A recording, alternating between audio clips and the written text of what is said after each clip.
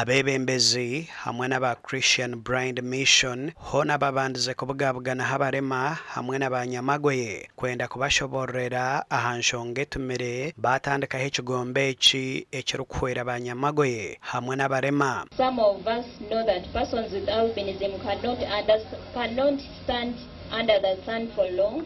So sunscreens and sunglasses would be some of the devices that would be distributed. When you look at an albino and other people that have different abilities, you see that their heads are like ours. We all have 7 features.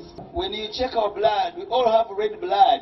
So we are all the same. To discriminate our neighbors from us because we are all the same, created in the beautiful image of God.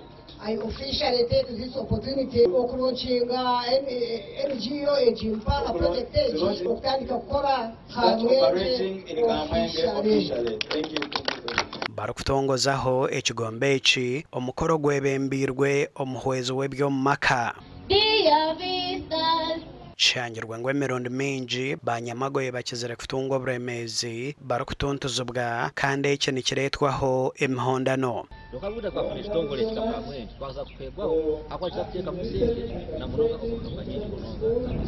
In the project there are many components, high-health components, but also inclusive economic livelihood and the advocacy component to promote the right for people with disabilities. Omukoro gwishikirweho banyamagoye okurugombe cheka ebitaro kushana. We are legally blind, so this project is also looking at the eye health. So we are going to be in partnership with the Mission Hospital in Bara, where we'll be taking some people in the community, not only people with albinism.